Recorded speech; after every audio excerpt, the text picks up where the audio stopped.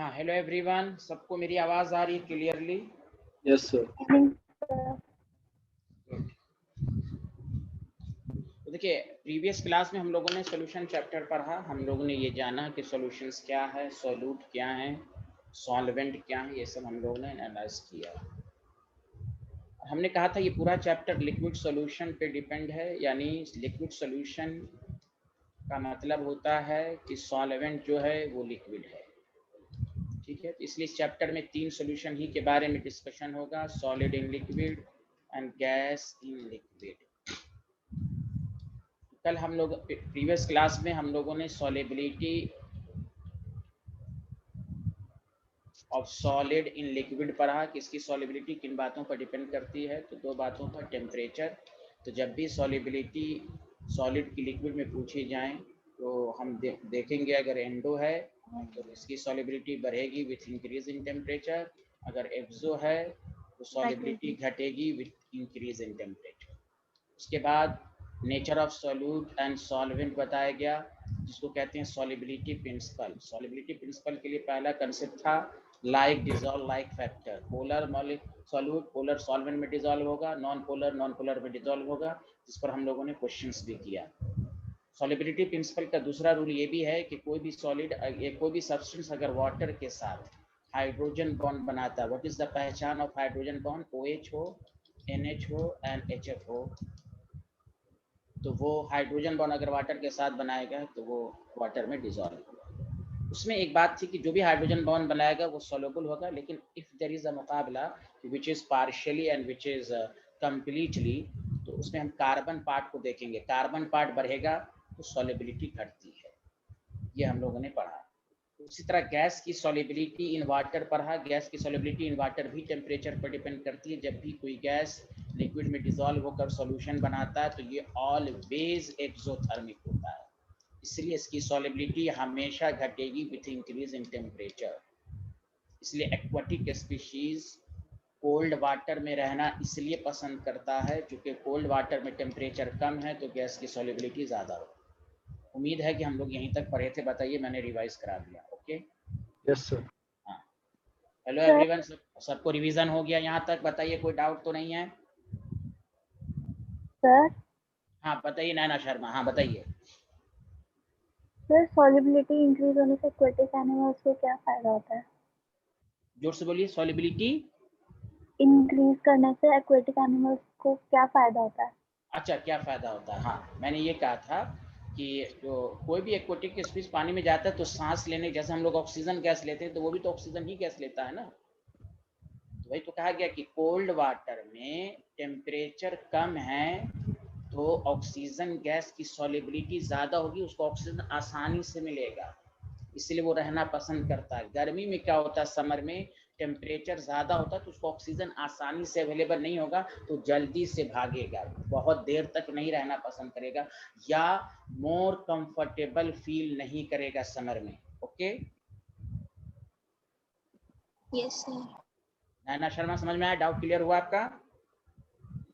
हाँ सर। हाँ, very good. और किसी को कोई डाउट है? तो चलिए दूसरा फैक्टर हम लोग पढ़ते हैं, अफेक्ट ऑफ प्रेशर। इसमें बहुत सारी बातें आएंगी, हम धीरे धीरे इसको पढ़ाएंगे आपको, और जो होगा आप बताइएगा। अफेक्ट ऑफ प्रेशर, देखिए सॉलिड की सॉल्युबिलिटी पर प्रेशर का कोई इफेक्ट नहीं होता। मैंने प्रीवियस क्लास में बताया था कि प्रेशर का कंसेप्ट केमिस्ट्री में तभी होता है जब कोई एक कंपोनेंट भी गैस हो। अभी कुछ भी नहीं लिखना है, प्लीज सुनिएगा। जनरल कंसेप्ट है, प्रेशर बढ़ाएंगे सॉल्युबिलिटी, अभी लिखना नहीं है please, solubility of gas in liquid increase होगा। इसका बेस्ट एग्जांपल है सॉफ्ट ड्रिंक, जो हमको पीते हैं जिसमें कार्बन डाइऑक्साइड डिसॉल्व होता है, वो सील्ड किया हुआ मिलता है।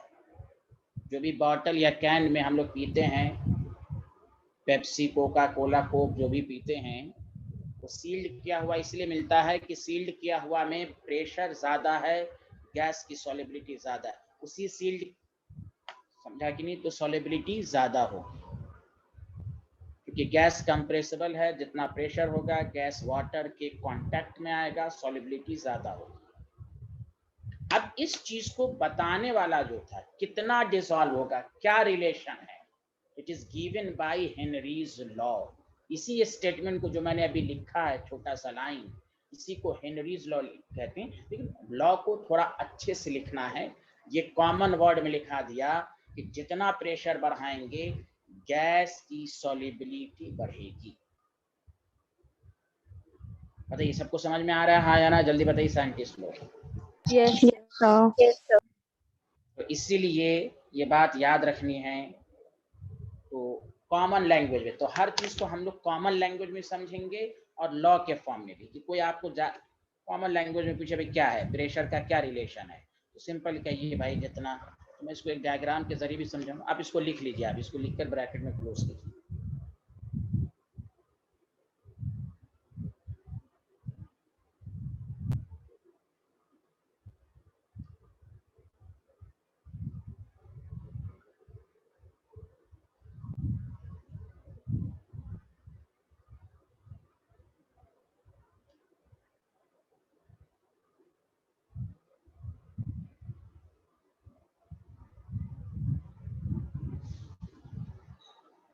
ये वाटर है, यहाँ गैस मॉलिक्यूल है आपके पास, थोड़ा बहुत लिक्विड में है। जैसे ही प्रेशर बढ़ाया, तो इस पर जैसे ही प्रेशर बढ़ाया आपने, प्रेशर इंक्रीजेस,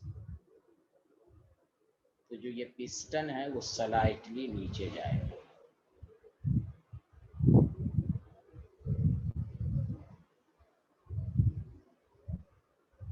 जब स्लाइटली नीचे जाएगा तो अब देखिए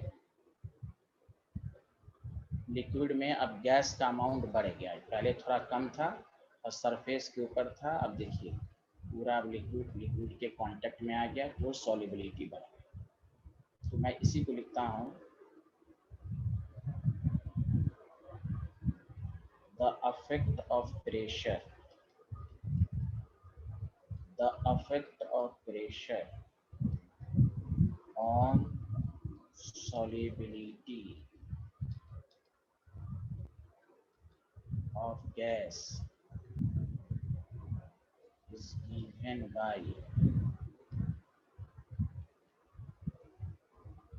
Henry's law। हेनरी साइंटिस्ट का नाम था, उन्होंने इस तरह की बातें बताई। लिख लीजिएगा तो बताइएगा सारे लोग।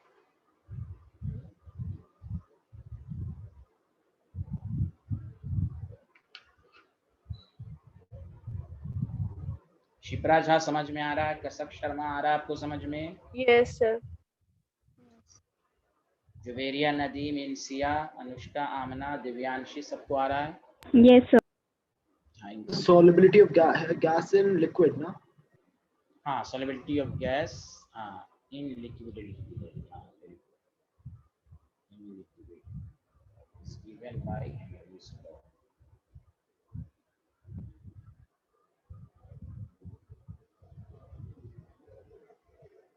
अब आइए, जब भी एग्जाम में आए कि हेनरीज लॉ लिखना है तो थोड़ा सा आपको सिस्टमैटिक सेंटेंस में लिखना है आपको। ऐसे कोई पूछा जाए कि प्रेशर का क्या रोल है सॉलिबिलिटी पर, तो आसान लैंग्वेज ये है कि प्रेशर बढ़ाएंगे तो गैस की सॉलिबिलिटी बढ़ती है। आगे बढ़ें, ये स्लाइड लिख लिया सारे लोगों ने?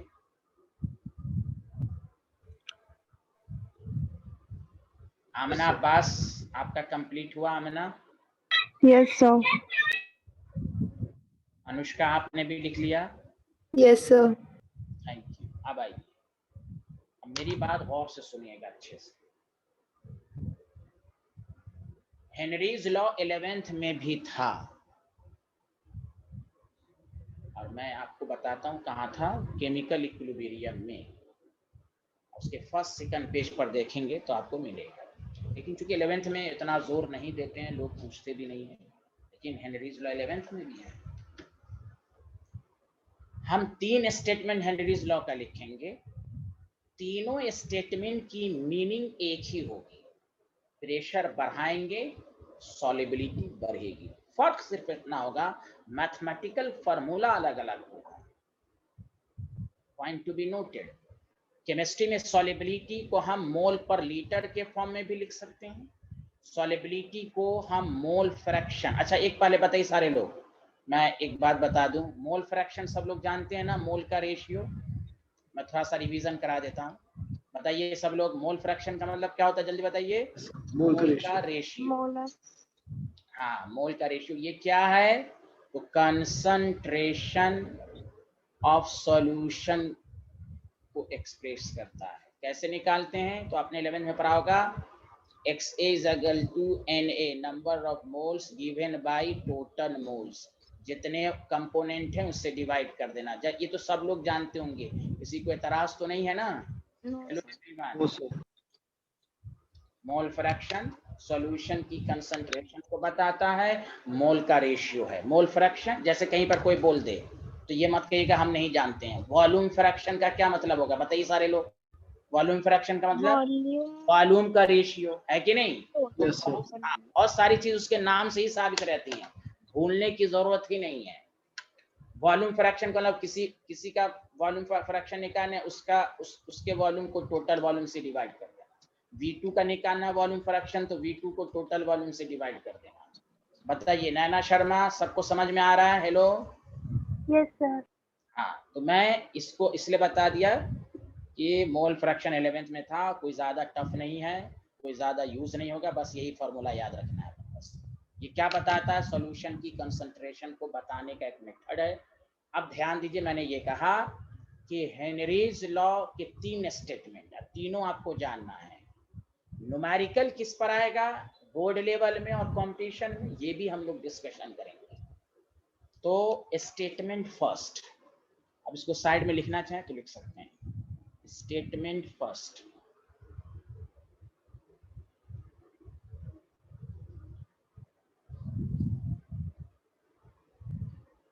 तो लिखिएगा, बहुत आसान है। The solubility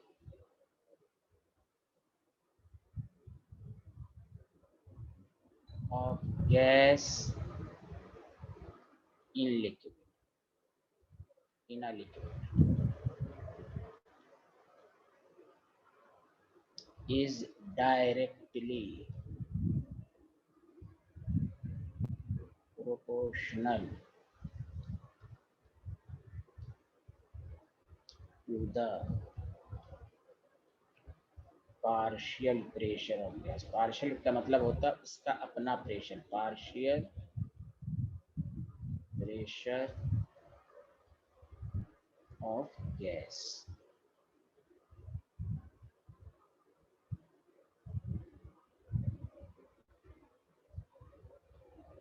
above the surface of solution, above the surface of solution।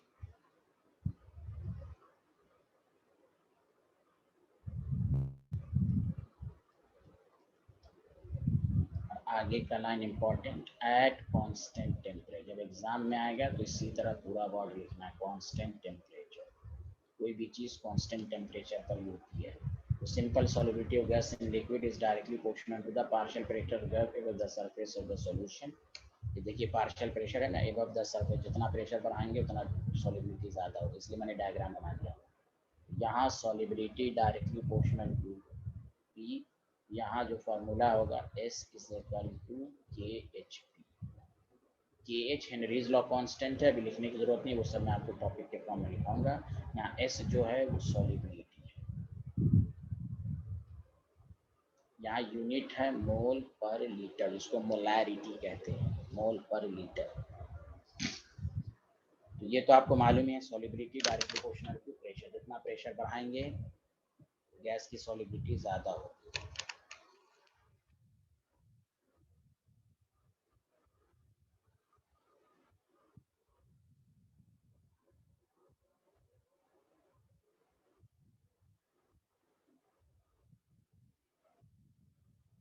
लिख लिया? Has everyone noted down this slide? बताइए। Yes sir. Yes sir. Good. अब आइए स्टेटमेंट सेकंड। सबका मकसद एक है, फार्मूला अलग अलग होगा, घबराइएगा नहीं, सब कुछ पर मैं PhD कराऊंगा। आप पहले स्टेटमेंट पर रिसर्च करें। हमने कहा कि solubility of the gas general concept है कि प्रेशर बढ़ाएंगे सॉलिबिलिटी बढ़ेगी। आपने 11th में पढ़ा इस कंसंट्रेशन का मतलब ये होता है कितना सॉल्यूट प्रेजेंट है सॉल्यूशन में, उसी को सॉलिबिलिटी भी कहते हैं। कल भी आपने प्रीवियस क्लास में भी पढ़ा सॉलिबिलिटी का मतलब कितना सॉल्यूट डिसॉल्व, और जितना सॉल्यूट डिसॉल्व होता है वो उसकी कंसंट्रेशन को ही बताता है। कंसंट्रेशन को एक्सप्रेस करने के बहुत सारे मेथड होते हैं, मोलैरिटी, मोलैलिटी, सब नाम सुना है ना आपने? अरे बोलिए ना, मोल फ्रैक्शन, Yes, sir. हाँ मोल फ्रैक्शन, नॉर्मैलिटी, ये सब वगैरह वगैरह सब पढ़ाया।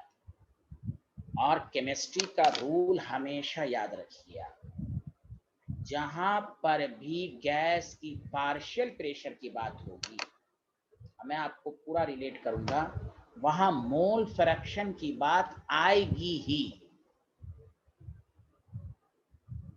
जहां पर भी पार्शियल प्रेशर ऑफ गैस आएगा तो वहां मोल फ्रैक्शन का वर्ड आएगा।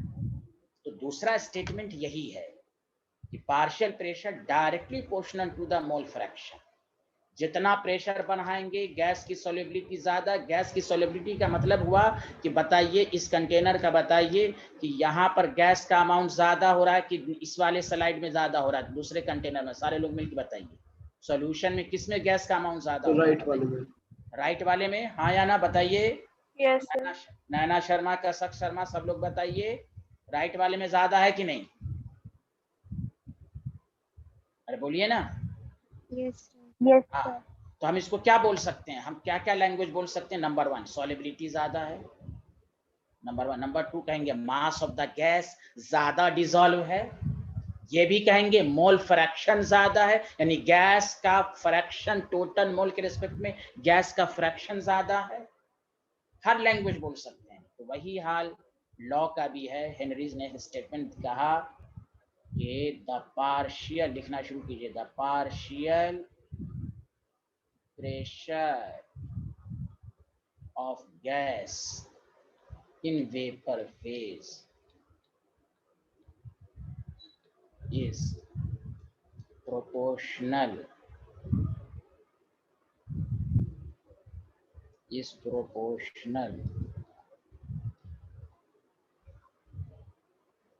to the mole fraction। याद रखिए, जहां पर भी मोल पार्शियल प्रेशर की बात आएगी वहां मोल फ्रैक्शन जरूर आएगा। आज से स्टार्ट हुआ partial mole fraction of gas, और आगे का लाइन बोलिएगा in the solution, mole fraction of the gas in the solution at a given temperature, मतलब कांस्टेंट। इससे एक फार्मूला ड्राइव होगा, partial pressure is equal to mole fraction of gas. हम B का मतलब यहाँ सॉल्यूट ले रहे हैं इस पूरे चैप्टर में, और ए जब लिखा जाए तो सॉल्वेंट समझिए, ये साइड में लिख लीजिए आप। इस पूरे चैप्टर में यही है, तो E is equal to KH, यही हेनरीज लॉ ने कहा। और मैं आपको मशवरा दूंगा, जब भी 12th बोर्ड में आए डिफाइन हेनरीज लॉ, तो यही स्टेटमेंट लिखना है। सुना सारे लोग? Hello everyone. Yes, sir. Yes, sir. ऐसे सभी स्टेटमेंट है, समझा कि नहीं? लेकिन अगर आपको है तो इसी को प्रेफर। यहाँ देखिए, the partial pressure of the gas in vapour phase proportional to mole fraction of the gas. और एक बात को ये सब अपने लैंग्वेज में भी लिख लीजिए, केमिस्ट्री में जहाँ पर भी पार्शियल प्रेशर की बातें आएंगी वहाँ मोल फ्रैक्शन उसके साथ एसोसिएटेड होगा। अब देखिएगा, आज से ये स्टार्ट हुआ, मैं 11th का भी बता दूंगा कहाँ पर आया था। लिख लिया सारे लोग? जल्दी बताइए। Yes, sir. देखिए, दोनों का स्टेटमेंट एक ही है, फर्क समझिए। वो आपके ऊपर है, ये जो कंटेनर है जो गैस की, इसको आप कहिए सॉलिबिलिटी ज्यादा है, या कहिए मास ऑफ द गैस ज्यादा डिसॉल्व हो रहा है, या कहिए मोल, बतवा बराबर है। मैथमेटिकल टर्म्स अलग अलग होंगे, मीनिंग एक ही है कि प्रेशर बढ़ाएंगे गैस की सॉलिबिलिटी बढ़ेगी। अब सॉलिबिलिटी को मोल पर लीटर के फॉर्म में एक्सप्रेस कीजिए या सॉलिबिलिटी को मोल फ्रैक्शन के फॉर्म में आप एक्सप्रेस कीजिए, एक ही बात है। तो गौर से सुनिए, यहाँ पर ये क्या है, XB क्या है बताइए, मोल फ्रैक्शन ऑफ, जल्दी बताइए, गैस है। सॉल्यूट। हाँ, मोल फ्रैक्शन ऑफ गैस। और ये क्या बताता है, ये मैं लिख देता हूँ कि न्यूमेरिकल में समझ में आए, रिप्रेजेंट द सॉल्युबिलिटी। कभी न्यूमेरिकल में कहेगा सॉल्युबिलिटी ऑफ द गैस निकालो, कहीं पर कहेगा मोल फ्रैक्शन निकालो, एक ही बात ही। यहाँ पर मोल फ्रैक्शन जो है represent the solubility of gas. बोलिए, आया सबको समझ में, हाँ या ना, जल्दी बताइए। इस तरह लिख लीजिए। XB, हाँ XB मोल फ्रैक्शन तो है ही है, लेकिन यहाँ पर मोल फ्रैक्शन सॉल्युबिलिटी को बता रहा है। Did you understand everyone? Shipra Jha, कसक शर्मा, नैना शर्मा, दिव्यांशी, Yes. आमना, सबको समझ में आ रहा है, बताइए।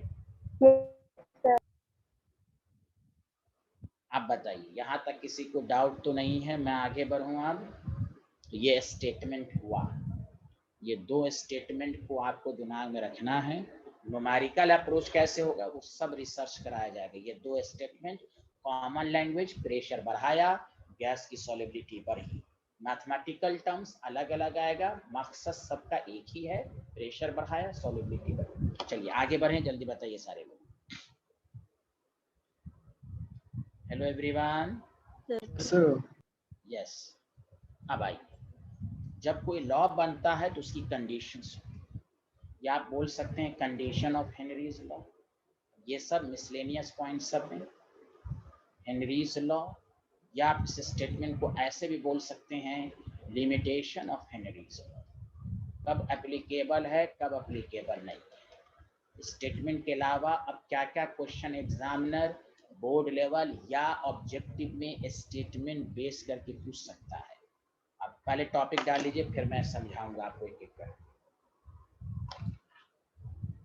इंसिया और जुवेरिया नदीम को समझ में आ रहा है स्टेटमेंट?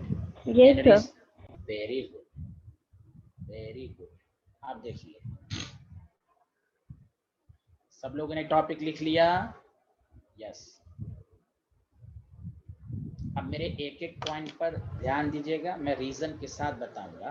तो सारे लोग मिलके बोलिए कि प्रेशर बढ़ाएंगे तो गैस की सॉल्युबिलिटी बढ़ेगी कि घटेगी? सारे लोग मिलके बताइए। सर बढ़ेगी। बहुत बहुत अच्छा, बहुत अच्छा, ठीक है ठीक है।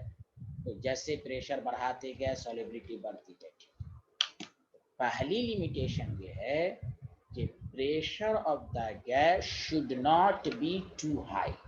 आप प्रेशर बढ़ाते रहिए, लेकिन आप इतना ज्यादा मत बढ़ा दीजिए कि गैस लिक्विड में, चूंकि 11th के स्टेट्स ऑफ मैटर में आपने पढ़ा, 11th जिसका कमजोर है वो घबराइए नहीं, मैं पूरा रिपीट कर करके बोलूंगा। बहुत ही हाई प्रेशर पर गैस गैसियस फॉर्म में नहीं रहता। कभी आप डेली लाइफ में नहीं कहते हैं, गार्जियन सब नहीं बोलते हैं भाई इतना मत बोलो बच्चा खराब हो जाएगा, थोड़ा लिमिट अंदाज में डांटो, इतना मत डांटो कि उसका वो रिएक्ट दूसरे अपोजिट डायरेक्शन में रिएक्ट करे। कहते हैं कि नहीं, जल्दी बताइए हाँ या ना। Yes, sir. वही हाल है कि आप प्रेशर बढ़ाइए गैस की सॉल्युबिलिटी बढ़ेगी, लेकिन आप इतना मत बढ़ा दीजिए कि गैस गैसियस फॉर्म में ही ना रह पाए। आपसे पूछ देगा under which condition Henry's law is applicable, या राइट द लिमिटेशन। बोर्ड की लाइन डायरेक्ट लैंग्वेज है, लिमिटेशन ऑफ हेनरीज लॉ लिखिए। ऑब्जेक्टिव में पूछ देगा which statement is true about Henry's law, 4 statement देगा। पहला statement, pressure of the gas should not be too high. प्रेशर होना चाहिए ज्यादा, लेकिन बहुत ज्यादा हाई नहीं होना चाहिए। क्लियर है सबको कंसेप्ट? बताइए हाँ या ना। Yes, sir. Yes, sir. Very good. तीनों स्टूडेंट, नैना, कसक, आमना, किसी को नहीं समझ में आया? Anushka? Yes, sir. Yes, sir. आ गया। Very good, very good. अब सुनिए, 2 पॉइंट में एक साथ लिख पाऊंगा। अच्छा, एक बात बताइएगा फिर से वाइवा में सारे लोग, कि आपको और अच्छे से समझ में, सारा चीज क्लास के अंदर याद हो जाए। देखिए अब बताइएगा, गौर से सुनिए। टेम्परेचर अगर हम कम करेंगे तो गैस की सॉल्युबिलिटी बढ़ेगी, आपने पढ़ा ना पिछली क्लास में। गैस की सॉल्युबिलिटी लो टेम्परेचर पर, तो एकदम याद कर लीजिए, सॉल्युबिलिटी बढ़ाना है तो प्रेशर बढ़ाइए, या टेम्परेचर लो कीजिए। इसलिए आप देखते हैं कोल्ड ड्रिंक या सॉफ्ट ड्रिंक फ्रीज के अंदर रखा रहता है। आप किसी को पीने के लिए दीजिए, अगर आप उसको रूम टेम्परेचर पर बॉटल को रख दीजिए, पीने का मजा खराब, क्योंकि गैस एस्केप आउट। वही है, टेम्परेचर कम होना चाहिए। लेकिन फिर केमिस्ट्री कहता है temperature should not be too low, बहुत ही कम नहीं होना चाहिए। क्यों? फिर वही बात 11th का कंसेप्ट, गैस को लिक्विड में कन्वर्ट करने के दो तरीके हैं, या तो बहुत ही हाई प्रेशर हो या बहुत ही लो टेम्परेचर हो। इसलिए याद रखिए कि आप प्रेशर बहुत ज्यादा इतना नहीं बढ़ा दें कि गैस लिक्विड में कन्वर्ट हो जाए।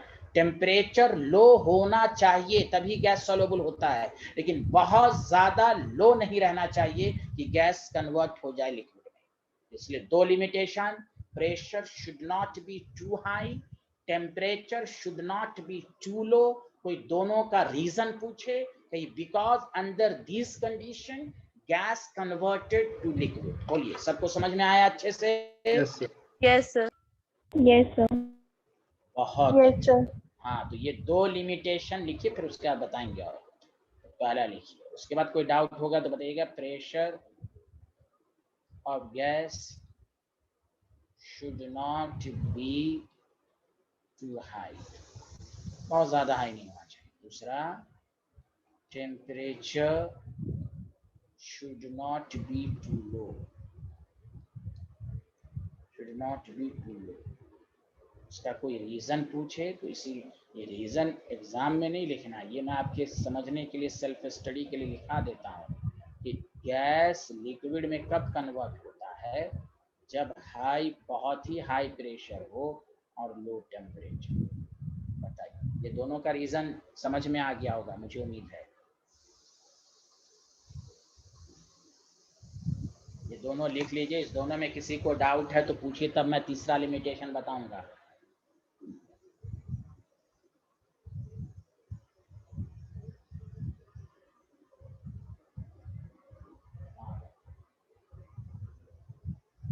सब लोगों ने लिख लिया ये दो Yes, पॉइंट? sir. जल्दी। Yes sir. बहुत अच्छी, यस सर। बहुत अच्छी। किसी को डाउट है? डाउट है? दिव्यांशी, अनुष्का, आमना, कसक, नैना, साद, शिप्रा, इंसिया, किसी को डाउट है इस दो पॉइंट में? No sir. No sir. Yes, sir. पक्का? ठीक, नो सर। Very good. अब सुनिए, तीसरा पॉइंट गौर से सुनिएगा। ये वही लैंग्वेज है जो सॉल्यूशन चैप्टर में कल हमने डिफिनेशन लिखवाई थी। उसका रीजन यही था कि हमने जानबूझ के लिखवाया था कि इस चैप्टर में आपके माइंड में ये सेंट्रल पॉइंट रहे। कोई पूछे what is the solution, 9th का बच्चा बोलेगा होमोजीनियस मिक्सचर। आप अब 12th में है, नीट के क्लास में है आप, तो आप बोलिएगा होमोजीनियस मिक्सचर है, लेकिन जितने भी कंपोनेंट होंगे वो नॉन रिएक्टिव होंगे। क्या मैंने प्रीवियस क्लास में बताया था? हाँ या ना? Yes sir. Yes sir. यही लिमिटेशन भी हेनरीज लॉ की है। इस पर ऑब्जेक्टिव में कराऊंगा, घबराइएगा नहीं। कहा गया कि there should be no chemical reaction between gas and solvent. आप अमोनिया को वाटर में डाला, ये गुंडा जो है NH4OH बना लिया, तो आपसे पूछेगा which of the following gas does not follow the Henry's law? तो अमोनिया रिएक्ट कर लेगा। उसको कहा गया तुम मिक्स हुओ, वो जाके लड़ाई कर लिया, वो जाके वाटर के साथ लड़ाई करके केमिकल कंपाउंड बना दिया। इसलिए जब तक वो ऊपर वाली डिफिनेशन नहीं पढ़नी, होमोजीनियस मिक्सचर, होमोजीनियस, ये है डिफिनेशन आपके चैप्टर में, ये माइंड रहे। आप राउल्स लॉ में भी पढ़िएगा, there should be no chemical reaction. इस चैप्टर का सेंट्रल पॉइंट ही यही है कि आप सॉल्यूशन की मीनिंग अच्छे से समझिए कि जिस कंपोनेंट से वो मिलकर बनेगा वो आपस में नॉन रिएक्टिंग होगा। और दूसरा सेंट्रल पॉइंट, ये चैप्टर सिर्फ लिक्विड सॉल्यूशन को बताएगा। आप HCl को डाला वाटर के अंदर, ये जाके डिसोसिएट हो गया, नहीं चलेगा। Neither association nor dissociation, no any chemical reaction. अरे बोलिए ना, आप अगर खुद सोचिए, ये गैस डिसोसिएट हो गया तो क्या प्रेशर इस पर एक्सर्ट किया जा सकता है? नहीं। No, sir. Gas gaseous form में ही रहे। जैसे मैंने ये कंटेनर बनाया, ये गैस गैसियस ही में रहे, ना ये आयंस में ब्रेक हो ना ये केमिकल कंपाउंड बनाए, कुछ भी ना हो, कोई चेंज ना हो, जैसे था उसी तरह। इसीलिए आप देखिएगा आपको क्या क्या वर्ड लिखा रहेगा हेनरीज लॉ में, O2 गैस। बताइए, O2 वाटर के अंदर कोई भी रिएक्शन नहीं करेगा। Carbon dioxide inert, double bond inert, double bond की बॉन्ड एनर्जी ज्यादा, वाटर के साथ जाएगा, नो केमिकल रिएक्शन। आपको लिखा रहेगा methane gas dissolve, no chemical reaction, N2 gas dissolve, no chemical reaction. कहीं पर भी नहीं लिखा रहेगा अमोनिया, HCl वगैरह वगैरह। बताइए सबको समझ में आया? हाँ या ना, जल्दी बताइए। Yes sir. Yes sir. तो क्या है लिमिटेशन? ये जो सेंटर, जो इस चैप्टर का सेंट्रल पॉइंट है, there should be no chemical reaction between gas and solvent. और चौथी बात, रिएक्शन का मतलब कंपाउंड भी है, दूसरा भी मतलब है कि एसोसिएशन और डिसोसिएशन भी ना हो। इसलिए चौथा पॉइंट भी मैं लिखवाऊंगा, नाइदर एसोसिएशन नॉर डिसोसिएशन। अब HCl वाटर के साथ कोई रिएक्शन नहीं कर रहा है, कंपाउंड नहीं बना रहा है, लेकिन वो जाके ब्रेक हो रहा है, तो ये भी उसी कैटेगरी में आएगा। हमें हेनरीज लॉ के लिए गैस को डिसॉल्व किया तो गैस गैसेस की फॉर्म में रहे, उसके कुछ चेंज ना हो, उसकी कंपोजिशन में कोई चेंज ना हो। बताइए, डिड यू अंडरस्टैंड एवरीवन? अरे कोई बोल ही नहीं रहे भाई। हाँ में हाथ तो मिलाइए भाई, तब तो मजा आएगा। तीसरा पॉइंट, देयर शुड बी, कसक शर्मा को आ रहा है कि नहीं समझ में? Yes, sir. There should be no chemical reaction. फिर वो ऑब्जेक्टिव कराएंगे, अभी रुकिए, पहले लिखिए, no chemical reaction between gas and solvent. ये सब मिसलेनियस पॉइंट सब है, इसी पर क्वेश्चन सब बनता है, बिटवीन गैस एंड सॉल्वेंट।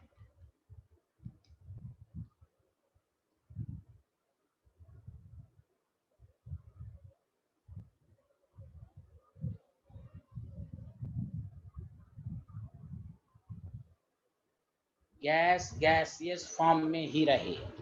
चलिए लिख लिया ये तीनों line? Yes sir. Yes sir. चौथा, नाइदर, ये भी उसी में आएगा, नाइदर एसोसिएशन नॉर डिसोसिएशन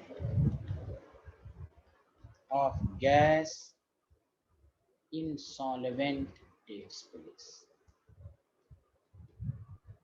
ये सब कंडीशन सब याद रखिए सर। ये वाला पॉइंट एक बार इलैबोरेट कर दीजिए फिर से। इसको ऐसा ऐसे इनसीआर। अच्छा पहले लिख लीजिए, मैं इलैबोरेट कर देता हूँ। ठीक, ओके, पहले लिख लीजिए। ठीक है,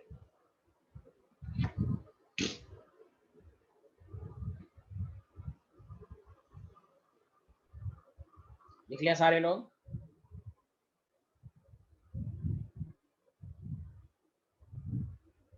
हेलो एवरीवन, लिख लिया? Yes sir. देखिए, मैंने ये कहा कि हमने HCl, मेरे पास गैस था, उसको हमने वाटर के अंदर डिसॉल्व कर दिया, सॉल्यूशन। जैसे कुछ देर के बाद देखा गया तो ये गैसियस फॉर्म में अब नहीं रहा, ये अब आयंस में ब्रेक हो गया। तो अब क्या यहाँ पर प्रेशर का कंसेप्ट लगेगा? नहीं, प्रेशर का कंसेप्ट कब लगता है? जब वो गैसियस फॉर्म में हो। अब ये यहाँ पर ये आयंस के फॉर्म में नहीं, आयंस के फॉर्म में आ गया, तो अब यहाँ हेनरीज लॉ नहीं, हेनरीज लॉ एप्लीकेबल है जब गैस गैसियस फॉर्म में रहे, ना वो कंपाउंड बनाए, ना वो देमसेल्फ एसोसिएशन या डिसोसिएशन। ये डिसोसिएशन हो गया। Did you understand? Yes sir. तो मतलब सर, अगर इसको हम पानी में भी घोल रहे हैं तो भी वो हेनरीज लॉ एप्लीकेबल नहीं होगा? नहीं होगा। क्यों? वो डिसोसिएट हो गया। जैसे O2 गया, O2 गैस है, बोल रहे हैं O2 ही रहेगा। O2, ये देखिए O2 ही है। सॉफ्ट ड्रिंक में कार्बन डाइऑक्साइड, फ्री में भी कार्बन डाइऑक्साइड था, वाटर में भी जाके कार्बन डाइऑक्साइड ही है। कोई डिसोसिएशन, कोई कंपाउंड, ना कंपाउंड बना रहा है, ना देमसेल्फ ब्रेक हो रहा है। ओके, ये रहना। गैस गैस, जो मैं लाइन उस वक्त से बोल रहा हूँ, गैस गैसियस फॉर्म में ही रहे, उसके नेचर में कोई चेंजिंग ना हो। अब नेचर में चेंजिंग के दो तरीके हैं, या तो वो कंपाउंड बना ले या देमसेल्फ डिसोसिएट या एसोसिएट हो जाए। दोनों केसेस में हेनरीज लॉ एप्लीकेबल नहीं होगा। Okay scientist? Yes sir. Sir associate कैसे होती है गैस? एसोसिएट का मतलब होता है जैसे एक गैस को डाला, ये जाके डबल हो गया। क्या हो गया? डबल हो गया। ओके। ये ना, हाँ, तो नेचर में चेंजिंग आ गई तो नहीं। तो अब खुद सोचिए, डबल होने का मतलब क्या हुआ, कंबाइन ही किया ना ये। अरे बोलिए ना, एक तरह का रिएक्शन ही के करके कंबाइन किया। हाँ या ना, जल्दी बताइए आप। कॉम्बिनेशन। हाँ हाँ, कंबाइन किसके साथ होगा? सॉल्वेंट में? खुद से ए से ए कॉम्बिनेशन। जैसे मैं आपको बताता हूँ, देखिए ये है एसिटिक एसिड, जब ये बेंजीन में जाता है तो ये डबल हो जाता है। तो क्या क्यों डबल होता है? बहुत सारे रीजन होते हैं। इसका रीजन है हाइड्रोजन बॉन्ड। देखिए मैं बताता हूँ कैसे।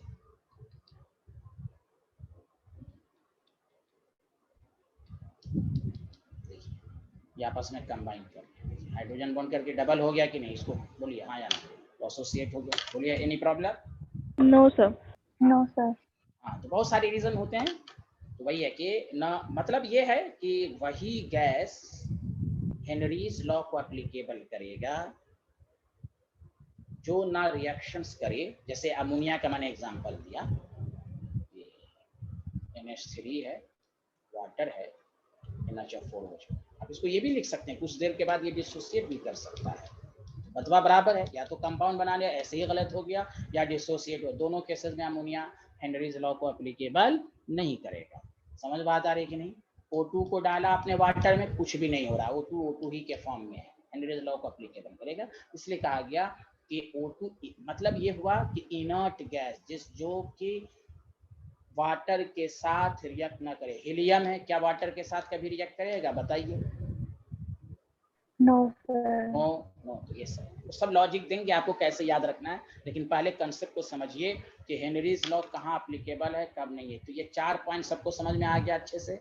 हाँ या ना? तभी किसी को अभी भी? ठीक, वेरी गुड। चौथा इज वेरी इंपॉर्टेंट, इसको मैं न्यूमेरिकल से भी प्रूव करूंगा। ये तो बहुत ज्यादा है, इस पर स्टूडेंट की नजर तो इतनी कम रहती है कि मैं क्या बताऊं।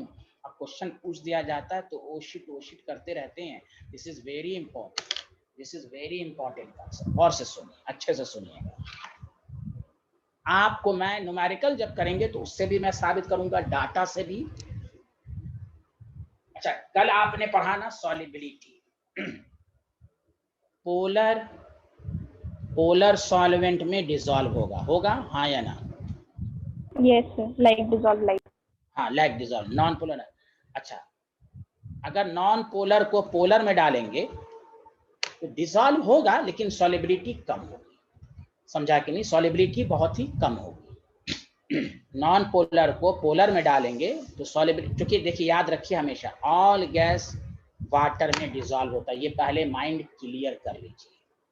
फर्क ये होगा कि कोई ज्यादा डिसॉल्व होगा और कोई कम। मैं उसका भी ट्रिक्स दे दूंगा, कैसे समझेंगे ज्यादा या कम, वो हम बताएंगे अभी। जस्ट पहले गौर से सुनिए और कहीं पर लिख भी लीजिए, वो ज्यादा बेहतर है।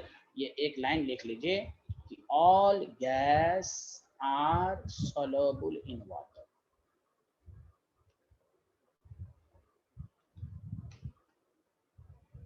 हाँ, सॉल्युबल में अब कोई पार्शियली हो सकता है, ये मैं मान सकता हूँ।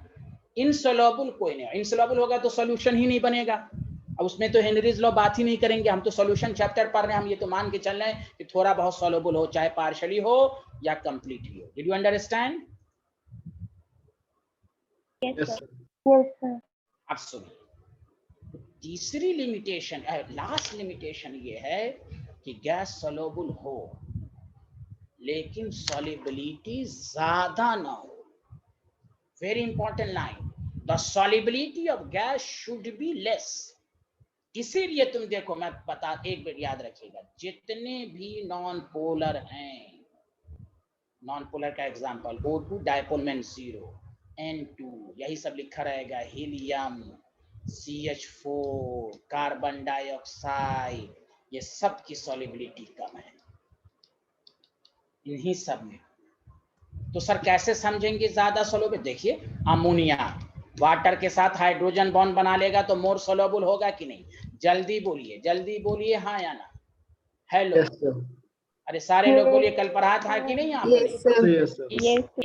तो दूसरा रीजन ये भी है, एक तो रीजन है कि अमोनिया कंपाउंड बनाने, दूसरा रीजन ये भी है कि अमोनिया ज्यादा सॉल्युबल है, हेनरीज लॉ एप्लीकेबल नहीं होगा। क्योंकि मोर सॉल्युबल हो जाएगा तो गैसेस फॉर्म में नहीं रह पाएगा। हमें गैस बचा कुचा रहेगा तभी तो प्रेशर एक्सर्ट कर सकते हैं। जब वो पूरी तरह ही सोलुबल हो जाएगा तो प्रेशर लगाने की जरूरत ही नहीं होगी। Point to be noted. समझ में आ रहा है? मैं दोबारा समझा रहा हूँ। देखिए मैं समझा रहा हूँ कंटेनर बनाकर। मान लीजिए अभी ये कंटेनर मैंने बनाया, गैस डिसॉल्व है और पूरी तरह, और कुछ गैस ऊपर है। बताइए गैस ऊपर है तो इसी पर प्रेशर लगेगा तो ये अब ये गैस पूरी तरह डिसॉल्व होगा, हाँ या ना? जल्दी बताइए। Yes sir. तो हम इसको क्या कहेंगे? पार्शियली सोलुबल है ये। लेकिन खुद सोचिए, जब ये गैस पूरी तरह वाटर में डिसॉल्व है तो क्या इस पर प्रेशर लगाया जा सकता है? अरे बोलिए। No sir. No sir. अरे बोलिए ना, जब ये पूरी तरह डिसॉल्व है तो क्या प्रेशर लगाया जा सकता है इस पर? No sir. हाँ नो सर। इसीलिए मैंने क्यों लिखा, आप जो कहते हैं इसलिए रविश कुमार की तरह न्यूज दीजिए। देखिए मैंने क्यों लिखाया, कहाँ गया, देखिए क्या लिखा हुआ है कि partial pressure of the gas above the surface of the liquid. Surface of liquid के ऊपर गैस रहेगा, उसी पर प्रेशर आप एक्सर्ट कर सकते हैं। जब गैस ऑलरेडी पूरी तरह डिसॉल्व है तो वहां प्रेशर आप नहीं लगा सकते। बताइए मेरी बात सबको समझ में आ रही है या नहीं? Yes sir. ये शिप्रा झा, नैना शर्मा, कशक शर्मा, सबको आया? Yes sir. इसीलिए कहा गया गैस की सॉल्युबिलिटी कम होनी चाहिए। क्यों? इसलिए कि गैस अगर थोड़ा सोलुबल होगा तो कुछ गैस सोलुबल है और कुछ गैस सरफेस के ऊपर है, तभी प्रेशर लगा के हम उसको फर्दर डिसॉल्व कर सकते हैं। लेकिन जब गैस की सॉल्युबिलिटी ज्यादा है तो वो ऑलरेडी वाटर के कांटेक्ट में है, तो हम प्रेशर कहां लगा पाएंगे? लॉजिक सबको समझ में आ रहा है कि नहीं? हाँ या ना? Hello everyone. Yes sir. हाँ, बच्चे हेनरीज लॉ में 2-3 ही पॉइंट कहते हैं, temperature should not be too low, pressure should not be too high. लेकिन 5th point is very very important कि the solubility of the gas should be less. Should be less का मतलब हुआ कि यही वाला जो मैंने जानबूझ के कंटेनर बनाया था, उसकी वजह यही सब थी कि ये देखिए थोड़ा सोलुबल है, थोड़ा ऊपर है, प्रेशर बढ़ाया, अब पूरा गैस, तभी तो ये गैस गैसेस फॉर्म में रहेगा। थोड़ा सॉल्युबिलिटी है तभी तो प्रेशर करके कंप्लीटली सोलुबल बना दिया। जब ये भी पूरा वाटर के अंदर रहता या किसी लिक्विड के अंदर रहता तो प्रेशर लगाने की जरूरत ही नहीं है। इसीलिए बुक जो कहता है ना कि स्टेटमेंट को सही से पढ़ा जाए, उसकी वजह यही है, इसीलिए लिखा रहता है partial pressure of the gas above the surface of the solution। तो जैसे अगर हाइड्रोजन बॉन्ड वाले सॉल्यूशंस बन रहे हैं तो उन पे हेनरीज लॉ नहीं लग सकता? नहीं लगेगा। क्यों नहीं? वो कंप्लीटली सोलुबल हो गया। ओके सर, ठीक है ना? कंप्लीटली सोलुबल हो गया। Did you understand everyone? Yes sir. Class के अंदर याद होनी चाहिए the solubility of the gas should be less. ये पूरी आपकी रिसर्च हो गई लिमिटेशन पर। इसीलिए आप देखते हैं लेस सोलुबल गैस की पहचान मैं बता दूं, लिखा दूं? बताइए, अगर आप कहेंगे तभी मैं लिखवाऊंगा। लेस सोलुबल की पहचान बता दूं मैं? बोलिए। हाँ मैं लिखा देता हूँ। देखिए कि आपको एक एक इसके नीचे ब्रैकेट लिख लीजिए। लेस सोलुबल याद रखिए, जितने भी नॉन पोलर गैस हैं। कौन सा गैस? जल्दी बताइए सारे लोग। ये अल्लाह बोलिए ना, हाँ में हाँ तो नॉन पोलर गैस। हाँ non polar gas. Non polar gas की क्या पहचान पिछले क्लास में बताया, नैना शर्मा बताएंगी। नॉन पोलर गैस की क्या पहचान? Dipole moment zero. Dipole moment zero. हाँ, is less soluble in water, ये याद रखिए। जैसे example O2 Na2 noble gas, इसी पर प्रेशर लगाया जा सकता है। अल्केन गैस, जो भी अल्केन गैस में है, हर अल्केन नहीं, जो अल्केन गैस में शुरू का मेंबर गैस में रहता है, मीथेन, इथेन, ब्यूटेन तक। समझा? अल्केन गैस समझा कि नहीं? कोई भी, अब इसमें नॉन पोलर बता दिया गया, कार्बन डाइऑक्साइड ये भी नॉन पोलर था। ये सब ट्रिक्स याद रखिए। नीचे मैं ये भी लिख देता हूँ, polar gas is highly soluble. आप बस घर पर सेल्फ स्टडी कीजिए, बस बाकी काम मुझ पर छोड़िए। Polar gas is highly soluble in water. ये माइंड में मत रहिए कि 11th कमजोर है, सब पढ़ाऊंगा मैं आपको। Polar gas is highly soluble in water. बताइए किसी, आप सबको ट्रिक सब समझ में आ रहा है? हाँ या ना, जल्दी बताइए आप। Yes sir. Yes, sir. हाँ, तो ये लिमिटेशन हो गए। चलिए मैं आगे बढ़ूं, ये सब लिख लीजिए। कोई पूछेगा कि solubility of the gas less क्यों होना चाहिए, तो उसको लॉजिक दीजिए कि गैस कम सोल्यूबल होगा तभी कुछ ना कुछ गैस सरफेस के ऊपर होगा, तो उसी गैस पर प्रेशर लगाया जा सकता है। जब गैस हाईली सोल्यूबल होगा तो वहाँ प्रेशर लगाने की जरूरत ही नहीं पड़ेगी, क्योंकि प्रेशर तभी लगाया जाता है जब सॉल्युबिलिटी कम होती है। प्रेशर लगाने से फायदा होता है कि गैस ज़्यादा सोल्यूबल हो जाता है। तो सब में लॉजिक सब याद रखिए तो आपको और समझ में आएगा। बताइए ये स्लाइड सब लोगों ने लिख लिया? Yes sir. Yes, sir. Yes, sir. अच्छा, ये छूट भी गया था, हमने कल लिखवाया नहीं था कि सॉल्युबिलिटी ऑफ गैस 3 बातों पर डिपेंड करती है, टेम्परेचर, प्रेशर और नेचर ऑफ द गैस। लिखवाया था ना? Hello, Yes, sir. हाँ, अरे बोलिए। तो वही उसका आंसर भी हो गया। नेचर ऑफ द गैस का ये मतलब हुआ कि हर गैस सोल्यूबल होगा वाटर में। ये याद रखिए conclusion, all gas are soluble in water, ये याद रख लीजिए। फर्क ये होगा कि अगर नॉन पोलर गैस है तो लेस सोल्यूबल होगा, पोलर गैस है तो हाईली सोल्यूबल होगा। नेचर ऑफ द गैस का यही मतलब है, all gas is soluble in water, but फर्क होगा कि कोई पार्शियली होगा, कोई हाईली होगा। कैसे समझेंगे पार्शियली है? नॉन पोलर, पोलर है तो हाईली है। चलिए आगे बढ़ें। Yes sir. Yes, sir. इस पर 2 ऑब्जेक्टिव कर लेते हैं, फिर हम इसके दूसरे बातों पर जाएंगे। क्वेश्चन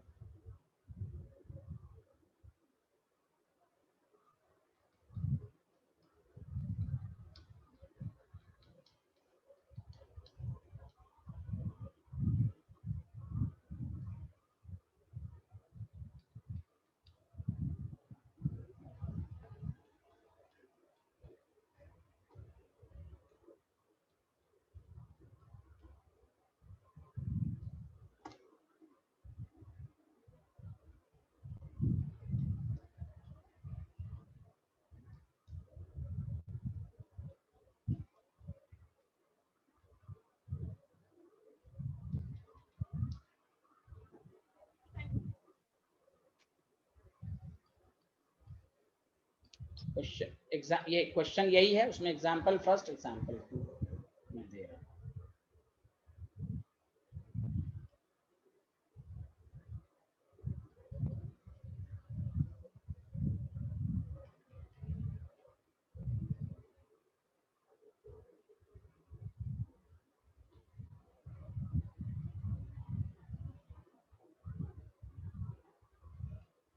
पहले का आंसर दीजिए, which of the gas does not follow the Henry's law? NH3। D. D option. सबको समझ में आया? हाँ या ना? Yes, hello sir. Everyone. Yes. Yes, sir. हाँ, बिकॉज इट फॉर्म्स कंपाउंड। और अपने लैंग्वेज में ये रिएक्शन भी लिख लीजिए। अपने नोट्स को अच्छे से बनाइए कि जब आप पढ़ें तो सारे पॉइंट्स आपके आंखों के सामने हो। दूसरे का लिखिए भाई, क्वेश्चन भाई है दूसरे का। HCl। HCl. Why Dissociate. Very good, very good, बहुत अच्छे। देखिए ऐसे ऐसे क्वेश्चन बना देगा आपको।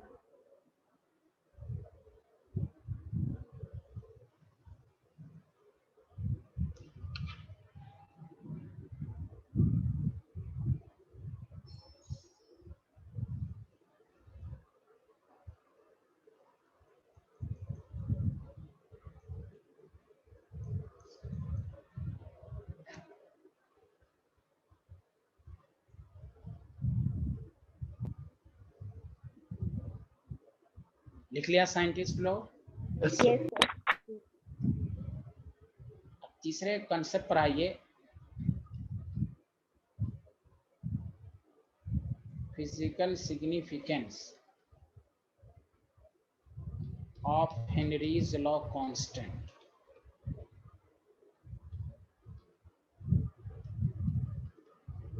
KH, Henry's law constant KH।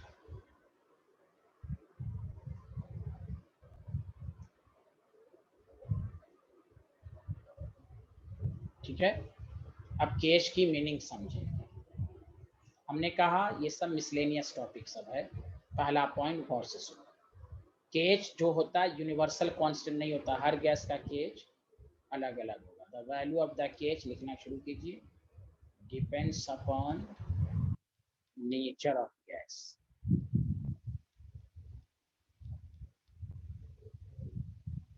Nature of gas, it means different gas having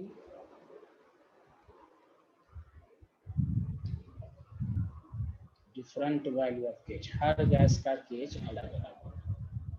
पहले लिख लें,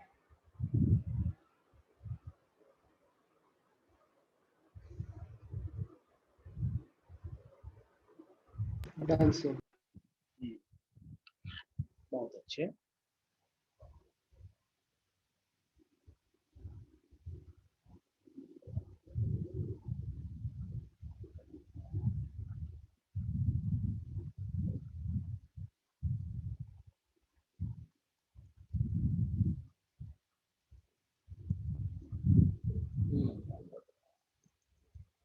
लिख लिया सारे लोग? Hello everyone. Yes, sir. Yes, sir. अब उसी तरह second point is very important, इस पर अच्छे क्वेश्चन बनाएगा एग्जाम, लिखिएगा नहीं। अच्छा आप बताइए, हमारे ब्लड में ऑक्सीजन गैस आसान ज्यादा डिजॉल्व होता तभी तो ये ऑक्सी हेमोग्लोबिन बनाता कांटेक्ट में आकर, हाँ या ना? Yes, sir. Yes, sir. सब लोग जानते हैं ना, कशक शर्मा, नायना शर्मा, सब लोग Yes, एवरीवन। sir. हाँ अब देखिए, एक तो एक्सपेरिमेंटल रिजल्ट भी है, फिर उसको मैथमेटिकल फॉर्मूले से हम साबित करेंगे। O2 का केएच वाटर के अंदर होता है 3.30, लिखिएगा नहीं, 10⁻⁷ मिलीमीटर ऑफ Hg। N2 का जो केएच वाटर के अंदर होता है 6 जस्ट डबल होता है। और आप जानते हैं कि ऑक्सीजन ज्यादा डिजॉल्व है। इस डाटा से ये साबित हुआ कि KH की वैल्यू जितनी कम होगी, पहले एक्सपेरिमेंटल डाटा लीजिए, पहले सॉल्युबिलिटी उतनी ज्यादा होगी, उतनी ज्यादा होगी। सुना सारे लोग? क्योंकि ऑक्सीजन ब्लड में ज्यादा डिजॉल्व होता है। अरे बोलिए ना, हेलो एवरीवन। Yes sir. हाँ Yes, sir. अब आइए मैथमेटिकल फॉर्मूले से, P is equal to KHXD, तो XB is equal to P by KH। XB क्या है? सॉल्युबिलिटी को बताता है, तो solubility inversely proportional to KH। अरे बोलिए ना, हाँ या ना? Yes sir. Yes sir. तो ये आपको, this is very important line, ये greater the value of KH लिखना शुरू कीजिए, दिस इज वेरी इंपॉर्टेंट। आपको 3 गैस का KH देगा, ऑर्डर पूछ देगा, greater the value of KH lesser will be solubility of gas, this is important, solubility of gas। कोई कहे एक तो डाटा से भी बताइए और एक इससे भी बताइए, फॉर्मूले से भी, P by KH।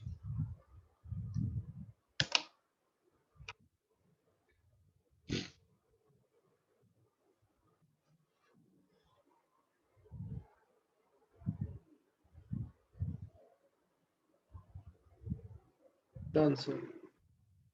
Second point सबको समझ में आया या नहीं आया, ये पहले बोलिए सारे लोग। यस आ गया सर।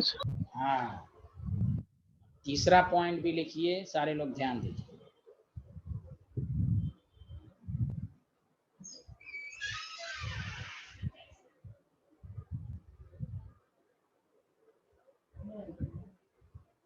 यहाँ देखें सारे लोग, solubility inversely proportional to KH है, और आपने ये भी पढ़ा कि solubility inversely proportional to temperature है। इस दोनों से क्या साबित हुआ कि KH directly proportional to temperature. हाँ या ना, जल्दी बता दीजिए सारे। Yes sir. Yes, sir. Yes, sir. हाँ इसीलिए NCERT में एक टेबल बना हुआ है। मैं इसलिए क्यों NCERT का रेफरेंस हमेशा देता हूँ, उसके टेबल से एग्जामिनर क्वेश्चन बनाएगा। कहीं पर NCERT लिखा नहीं है कि टेम्परेचर इंक्रीज पर नहीं, तो टेबल में देखिए 293 पर KH की वैल्यू O2 की दी हुई है टेबल में, अब 303 पर KH की वैल्यू O2 की दी हुई है। तो देखिए बढ़ रही है केज। तो एनसीईआरटी को पढ़ने का मतलब सिर्फ ये नहीं है कि आप स्टेटमेंट पढ़ लिया। Table is the key, table बहुत रिसोर्स वाला है एनसीईआरटी के। जी मेंस वगैरह सब में क्वेश्चन उसी से आता है, तो लोग कहते हैं आउट ऑफ सिलेबस है। नो, देखिएगा टेबल बना हुआ है, केएच की वैल्यू 293 पर है, 303 पर, दोनों से एक रिलेशन निकल के आया कि केएच की वैल्यू बढ़ रही है टेम्परेचर के साथ साथ। तो मैथमेटिकल फॉर्मूले से भी साबित हो गया, दूसरा तो आपको दे देगा। समझा कि नहीं? तो याद रखेंगे, ये समझ में आया कि नहीं? Hello everyone. Yes sir. हाँ, यस सर। क्योंकि केएच यूनिवर्सल कांस्टेंट नहीं है, हर गैस का अलग अलग होगा और एक ही गैस का अलग टेम्परेचर पर भी अलग अलग होगा। एक तो हर गैस का अलग अलग होगा ही, एक ही गैस का अलग अलग टेम्परेचर पर अलग अलग होगा। ये भी सुन लें आप, ये यूनिवर्सल कांस्टेंट नहीं है कि फिक्स्ड है ये 9.8 की तरह। नो, टेम्परेचर डिपेंडेंट भी है ये। एनसीईआरटी बहुत सारी बातों को डायरेक्ट लिखता नहीं है, वो टेबल डिसाइड करेगा, वो डिपेंड करेगा आप कितने अच्छे से पढ़ रहे हैं। The value of the KH increases with rise in temperature. अब जाके देखिएगा भी ये सब आपको टेबल में है कि नहीं, बताइए। किसी को कोई डाउट तो नहीं है? Hello everyone. No sir. यही सब पे क्वेश्चन पूछेगा, आपको कहेगा केज के बारे में स्टेटमेंट बेस्ड क्वेश्चन से पूछता है ना, which statement is true and false, which statement is incorrect about KH, which statement is true about KH. ये सब उसी में काम देगा आपको। इसलिए नहीं कि हम सिर्फ हेनरीज लॉ के स्टेटमेंट को पढ़ लें, नो, एक एक चीज को पढ़ें, उसकी लिमिटेशन पर रिसर्च करें, केज की मीनिंग को समझें। बताइए यहाँ तक आ गया? क्या मैं आगे बढ़ूं everyone? Yes, sir. Thank you. Sir एक बार O2 एंड N2 की KH वैल्यू बता दीजिए। नहीं, वो याद, वो तो न्यूमेरिकल में आ जाएगा ना, लिखने की जरूरत नहीं, न्यूमेरिकल में भी आएगा तो उसमें लिखा रहेगा केज की वैल्यू। ओके ओके, हाँ, वो जो मैंने लिखा था वो एक क्वार्टर में है, 25 पर है, 3.30 10⁻7 टॉर, और वो तो वो लिखने की जरूरत नहीं, न्यूमेरिकल याद करने की जरूरत नहीं है, वो तो चेंज होता रहेगा। वो 25 पर मैंने लिखा था, फिर टेम्परेचर चेंज कर देगा तो अलग आ जाएगा। समझ रहे हैं ना? हेलो, या वैल्यू या क्वेश्चन में लिखा है, मतलब हाँ, याद वो नहीं। लिखा रहेगा क्वेश्चन में। आपको कभी केज याद ही नहीं रखना है। हाँ, ज्यादा से ज्यादा आपको है प्रैक्टिस खुद करिएगा ना, तो O2 N2 का खुद याद हो जाता है, उसको झूल झूल के याद नहीं करना है। मैं न्यूमेरिकल कराऊंगा, 10-12 न्यूमेरिकल कराऊंगा ना, उसमें ऑटोमेटिक आपको केज याद हो जाएगा। ओके, एक तो आपको याद ही नहीं रखना है केज। हाँ, अगर ज्यादा शौक है, जितना न्यूमेरिकल की प्रैक्टिस कीजिएगा तो आपको O2 N2 का याद कर लीजिएगा तो बेहतर है, याद खुद हो जाएगा। याद क्या कीजिएगा, खुद याद हो जाएगा। यूनिवर्सल कांस्टेंट नहीं, हर टेम्परेचर पर अलग अलग है। वो जो मैंने बोला है वो 25 डिग्री सेल्सियस। क्या मैं आगे बढ़ूं? Hello everyone. Yes sir. Yes sir. चलिए अब आया, हाँ, सर अब ग्राफिकल क्वेश्चन भी पूछ सकता है आपसे। Partial pressure versus mole fraction of gas.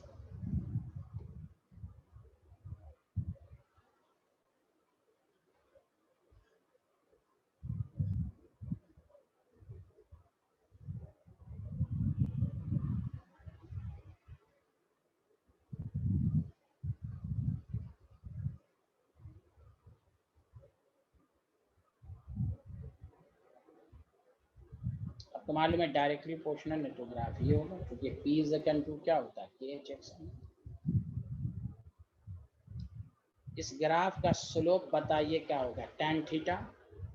tan theta क्या होता है, परपेंडिकुलर बाय बेस, और ये रेशियो किसके बराबर? तो इस ग्राफ का स्लोप KH दे रहा है कि नहीं, जल्दी बताइए हाँ या ना।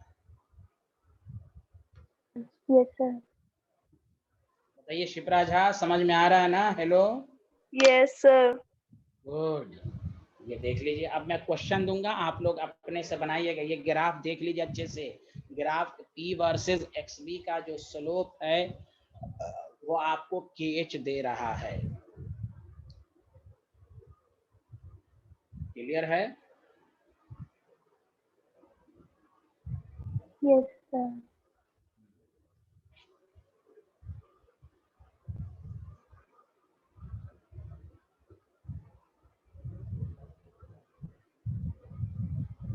क्वेश्चन इसमें 2 क्वेश्चन मैं कराऊंगा। मैं और आप लोग आंसर दें।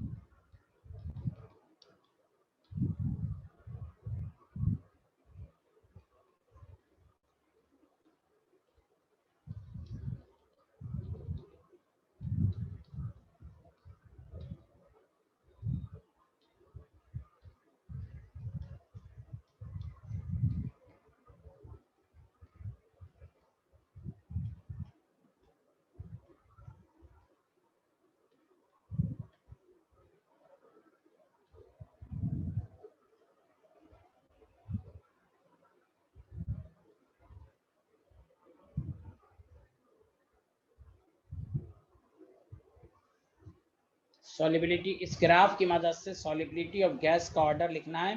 और सारे लोग मुझे मैसेज कीजिए, टेक्स्ट मैसेज कीजिए। नाना शर्मा का आंसर आ गया, आमना का आ गया, साद नासिर का आ गया, और स्टूडेंट का आंसर चेक कर लेते हैं। और स्टूडेंट का आंसर दीजिए भाई प्लीज। इस ग्राफ की मदद से solubility of the gas in water का ऑर्डर बताइए। अनुष्का का भी आ गया, वेरी गुड। सब लोग दीजिए प्लीज, और सब लोग दें प्लीज, जल्दी जल्दी दें। अनुष्का का भी आ गया। कसक शर्मा प्लीज बताइए, शिप्रा झा बताइए, इंसिया बताइए, जुवेरिया नदीम, जुवेरिया का भी आ गया, वेरी गुड। गलत या सही ट्राई कीजिए, शर्माइए मत, गलत या सही आंसर दीजिए। शिप्रा झा का भी आ गया, वेरी गुड। बाकी अभी सारे लोग आंसर दीजिए, कसक Sharma, Divyanshi and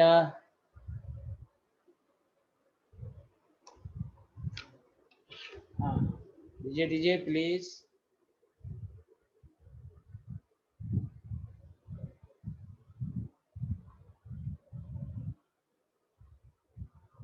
very good कसक Sharma ji, this is correct answer, सबका आंसर सही है।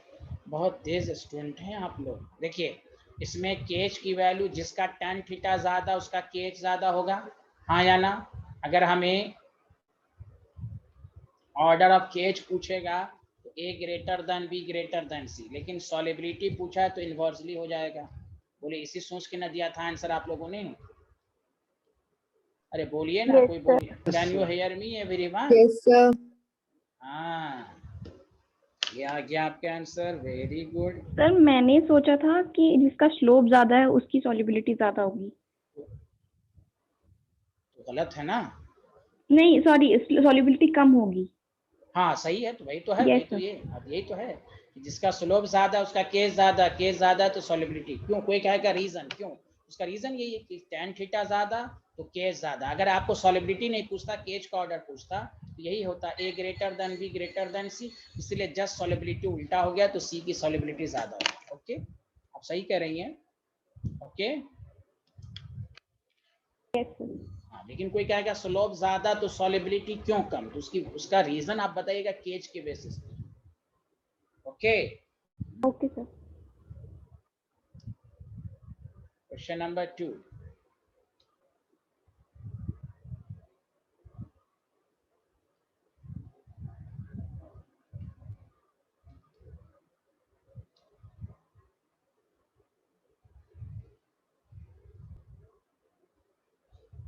एक्स गैस है, वाई गैस है, जेड है।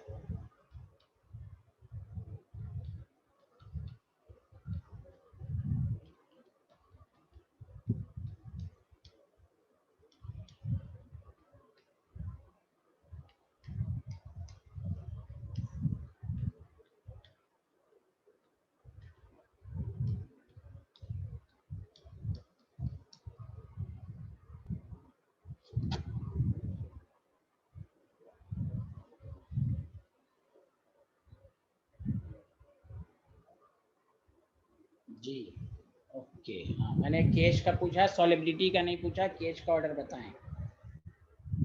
नैना का आंसर आ गया, इंसिया का आंसर आ गया, और लोगों का आंसर अनुष्का का भी आ गया, साद का भी आ गया, आमना का भी आ गया, और लोग दें, जुबेरिया नदीम दें,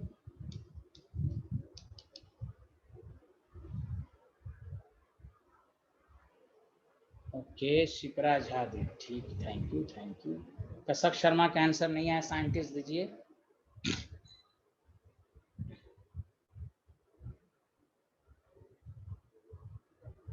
ओके, देखिए इसमें सी ऑप्शन इज करेक्ट। देखिए मैंने जानबूझ के दिया कि ये जो स्लोप, सुनिए अच्छे से सारे लोग, स्लोप डायरेक्टली प्रोपोर्शनल टू केच है जब ग्राफ p बाई एक्स भी है, इसलिए मैंने पूरा प्रूफ करके बताया।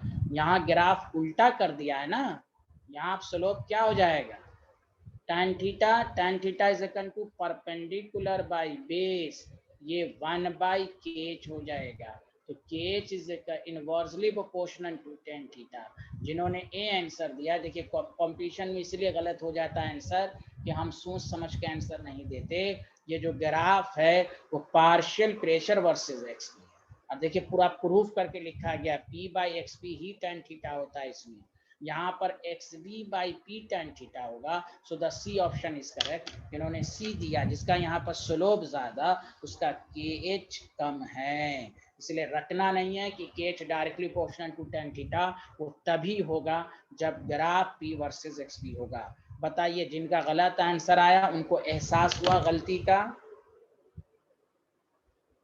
Yes sir. Yes sir. हाँ, सोच समझ के आंसर देना है, यही सब सिली मिस्टेक हो जाती है एग्जाम में। और नॉट ओनली ग्राफिकल क्वेश्चन, तो जब भी फिजिक्स या केमिस्ट्री में करें और स्लोप की जब बातें हो तो चेक कर लीजिए कि एक्स एक्सिस वाई एक्सिस, जैसे फिजिक्स में भी v वर्सेस i है, v बाई आई का स्लोप r कर, लेकिन इसको उल्टा अगर कर दे तो अब स्लोप 1 बाई r हो जाएगा कि नहीं, जल्दी बताइए हाँ या ना। Yes sir. हाँ हाँ, Yes, वही sir. वही हाल है। हाँ, तो ग्राफ को सही से पढ़ना है। अब हमेशा रख लेते v by r is equal to r tan, तो इसीलिए ग्राफ को सही समझ के आंसर देना है। तो कि टीचर ने कैसे, टीचर चाहता तो डायरेक्ट लिख सकता था कि is directly proportional to tan theta, नहीं, पूरा प्रूफ करके देखा है p by X P perpendicular by base, यहाँ पर भी tan परपेंडिकुलर बाई बेस। चलिए क्या मैं आगे बढ़ूं, ग्राफ का क्वेश्चन भी सबको समझ में आ गया हाँ या ना? Yes, sir. ठीक, अब ध्यान दीजिए, न्यूमेरिकल की तरफ हम आते हैं। न्यूमेरिकल अप्रोच में सिखाता हूँ आपको, सुनिए, लिखिएगा नहीं। न्यूमेरिकल में कोई पूछेगा सर केज की यूनिट, अगर केज की यूनिट प्रेशर के बराबर हो, यूनिट ऑफ प्रेशर अब सबको मालूम है बहुत होता है, 1 atm होता है, 1 atm इज इक्वल टू 1.01325 बार, बार भी प्रेशर होता है, लेकिन हम न्यूमेरिकल में लगभग 1 बार ले लेते हैं। पहला relation 1 atm is equal to 1.01325 10 to the power 5 pascal. Numerical approach के लिए हम 1 atm 10 to the power 5 pascal ले लेते हैं। 1 atm is equal to 760 millimetre of Hg, ये भी यूनिट होती है प्रेशर की। 1 atm is equal to, ये याद कर लीजिए, इस पूरे चैप्टर में आएगा 760 टॉल। तो ये देखिए यूनिट ऑफ प्रेशर, ये सब याद रखना है, ये 11th में भी था, मैंने आपको लिख दिया, ये याद होना चाहिए प्लीज, राउल्स लॉ में भी आएगा। प्लीज सुनिए अच्छे से, अगर केज की यूनिट प्रेशर की यूनिट के फॉर्म है, प्रेशर की यूनिट चाहे एटीएम हो, पास्कल हो, टॉर हो, मिलीमीटर एच हो, कुछ भी हो, याद रखिए उसमें जानते हैं आप P is equal to KHXV का फॉर्मूला लगेगा। क्यों लगेगा? क्योंकि मोल फ्रैक्शन की कोई यूनिट नहीं होती। तो बताओ केज की यूनिट प्रेशर के बराबर हो रही कि नहीं, जल्दी बताइए सारे लोग, केज की यूनिट प्रेशर के बराबर हो रही ना? Hello everyone. Yes sir. Yes sir. Yes, sir. तो बोर्ड लेवल पर सीबीएसई बोर्ड में पूरा क्वेश्चन इसी पर आएगा, सीबीएसई बोर्ड कंपटीशन में तो आएगा ही, इस पर कंपटीशन में इसके अलावा भी आएगा, नीट के पेपर बोर्ड में सिर्फ इसी पर आएगा। लॉजिक भी याद रखिए, क्यों फार्मूला इस्तेमाल हुआ, केज की यूनिट लिखा रहेगा KH की वैल्यू 10⁵ ATM है। झट से समझ जाएगा KH यूनिट ये प्रेशर के फॉर्म में, तो P is equal to KHX भी हो जाएगा। तो KH की यूनिट कोई पूछे तो कहिए वो फार्मूला टू फार्मूला चेंज होगा।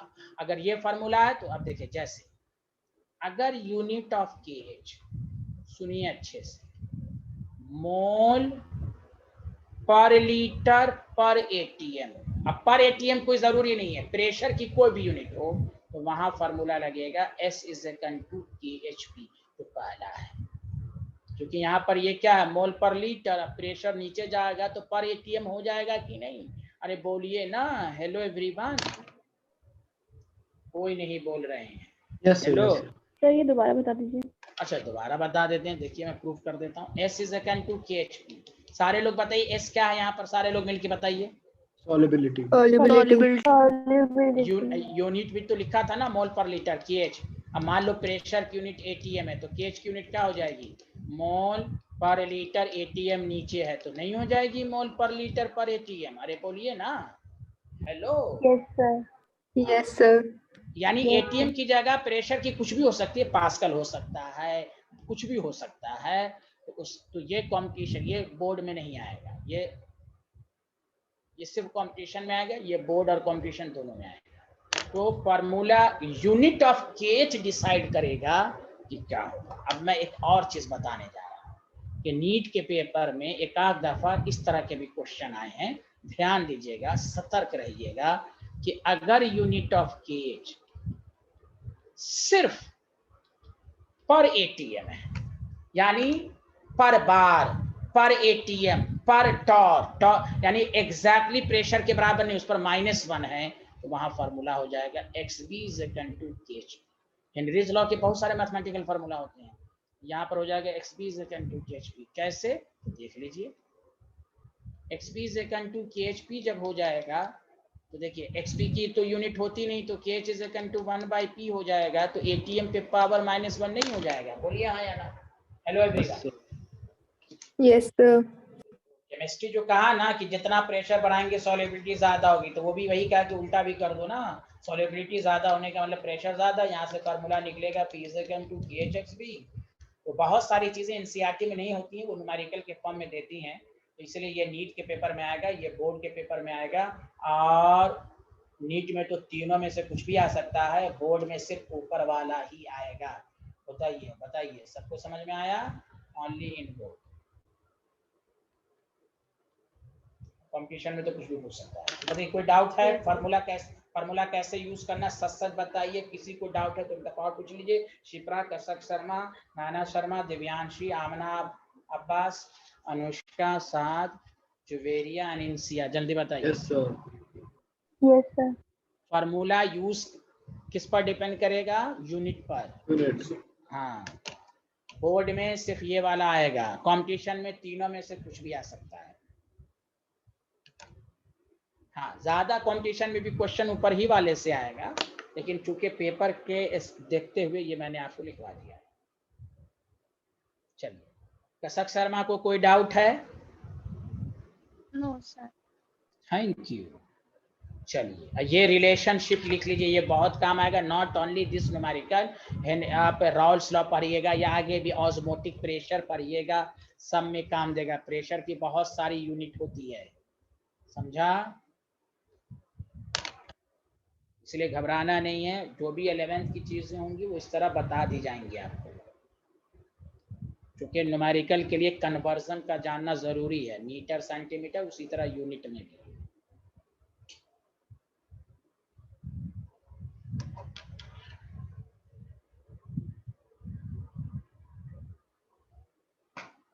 लिख लिया? Hello everyone.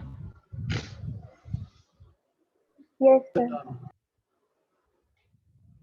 अब आइए, सब लोगों ने लिख लिया? पक्का बताइए, कुछ भी पार्शियली भी डाउट तो नहीं है ना? फार्मूला यूनिट में, यूनिट ऑफ केएच, तो केएच की यूनिट यूनिवर्सल नहीं है, केएच की यूनिट यूनिवर्सल नहीं है। कहीं पर प्रेशर के बराबर है तो कहीं पर एटीएम है, कहीं पर मोल पर लीटर पर एटीएम है, डिपेंड करेगा न्यूमेरिकल पे। आगे बढ़े जल्दी। सर ये थर्ड वाला समझ नहीं आया। ये वाला? Yes sir. ये क्या नहीं समझ में आया? सर ये XB = KHP कैसे करा? Partial pressure directly proportional to x B. Yes sir. Pressure बढ़ाएंगे तो सॉलिबिलिटी ज्यादा होगी, तो इसकी दूसरी मीनिंग ये भी हुई कि सॉलिबिलिटी ज्यादा होगी तो प्रेशर ज्यादा होगा। अरे बोलिए ना, यस सर। इससे ये फार्मूला आ गया, इससे ये फार्मूला आ गया। हेलो, वो प्रोपोर्शनलिटी का चक्कर है, किसको भी ले सकते हैं। तो ये सिर्फ कंपटीशन में आएगा, बाकी ये तो आपको बोर्ड में और कंपटीशन दोनों में आएगा। सुना आया? Yes sir. अच्छा, हेनरीज लॉ के न्यूमेरिकल को करने के लिए एक चीज मैं पहले बता देता हूं कि आपको सारा न्यूमेरिकल अपने से होगा और उसको आप लिखिए भी। ये मोल कंसेप्ट का क्वेश्चन है, लेकिन मैं करा देता हूं। हेनरीज लॉ के तमाम न्यूमेरिकल में इसका इस्तेमाल होगा, देख लीजिएगा। इसलिए मैं बच्चों को क्या प्रॉब्लम होती, मैं इसलिए उस वजह से कर देता हूं कि आपको बीच बीच में कोई प्रॉब्लम ना हो, इंटरेस्ट आए केमिस्ट्री में। जैसे अगर आपसे पूछा जाए calculate the number of mole, सुनिए अच्छे से, इन 1 लीटर ऑफ वाटर। सुनिए अच्छे से, क्या पूछा है जल्दी बताइए। 1 लीटर ऑफ वाटर में कितने मोल्स? अरे बोलिए ना, गवाही तो दीजिए, क्या पूछा है? Number of moles, mole fraction. हाँ नहीं, मोल फ्रैक्शन नहीं, ये नंबर ऑफ मोल्स। हेलो, क्या पूछा है साइंटिस्ट, बताइए हाँ, क्या नंबर पूछा? Of moles. हाँ, तो बताइए, मोल्स का फॉर्मूला होता है given mass by molar mass. Very good, very good. अब क्या यहाँ पर मास दिया हुआ है? नो। तो मास को हम ये भी लिखेंगे वॉल्यूम इनटू डेंसिटी, जो मुझसे 11 में पढ़े थे, याद कीजिए उस लम्हे को, बताया था ना, volume into density divided by molar mass. Hello everyone, सबको समझ में आया? अरे मास को लिखते हैं ना वॉल्यूम इनटू डेंसिटी, कोई बोल ही नहीं रहा है भाई। और ये भी नहीं मालूम है कि वाटर की डेंसिटी आपको जुबानी याद होना चाहिए, 1 ग्राम पर ml। अरे बोलिए हाँ या ना? Yes sir, yes sir. Yes sir. और अगर न्यूमेरिकल करना है बोर्ड लेवल वाला, सीबीएसई बोर्ड वाला, तो आपको ये चीज आना ही चाहिए। हेनरीज लॉ के न्यूमेरिकल का ये की लाइन है, ये number of moles of water in 1 litre, number of moles in 1 litre of water. इसलिए मैं पहले इसको टॉपिक के फॉर्म में पढ़ा देता हूँ कि न्यूमेरिकल में आपको और अच्छे से आएगा। अब बताइए, वाटर की डेंसिटी 1 होने का क्या मतलब हुआ? खुद सोचिए, डेंसिटी का मतलब होता है मास बाय वॉल्यूम। तो 1 तभी ना आएगा अगर मास जितना है वॉल्यूम उतना ही रहेगा, तभी तो कैंसिल होके 1 आएगा। Hello everyone, yes sir. अगर 1000 ml है तो मास भी 1000 ग्राम होगा, 500 ml है तो 500 ग्राम होगा। Did you understand? Yes sir. Yes sir. चलिए, तो आप सुनिए, 1 लीटर ऑफ वाटर का मतलब हुआ 1000 ml और डेंसिटी है 1, डेंसिटी है 1, मोलर मास 18, और ये जुबानी याद कर लीजिए 55.5। ये हेनरीज लॉ में बहुत आएगा, डायरेक्ट बुक में एनसीईआरटी में देखिएगा लिखा हुआ 55.5।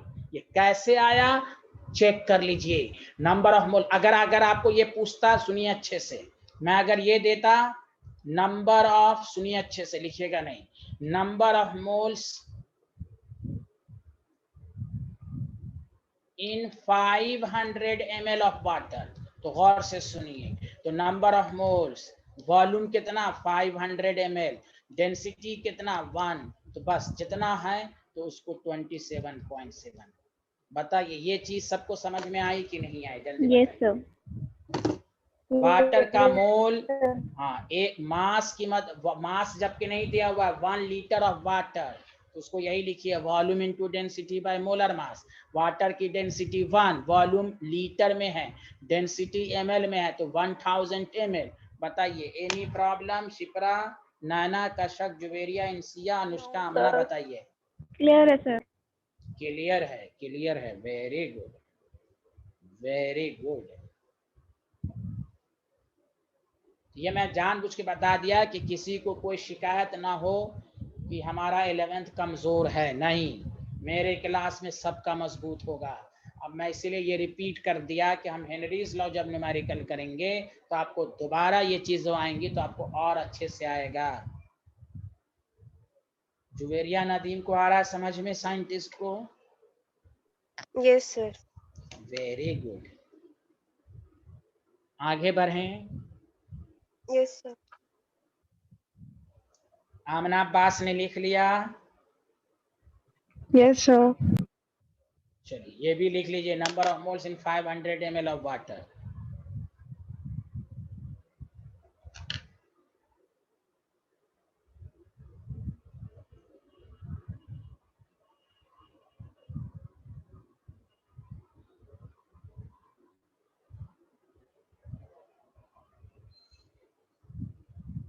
आगे बढ़ें।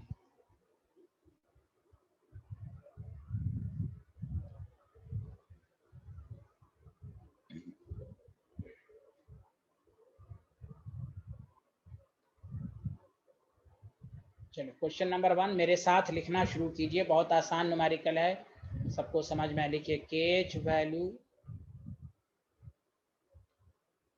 For the molality of methane in benzene at 298 Kelvin is 4.27 10 to the power 5 millimeter of Hg। ये सब प्रेशर की यूनिट होती है। Determine the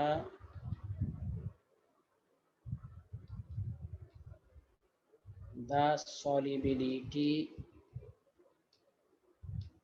of methane in benzene at 298 under 760 millimeter of Hg।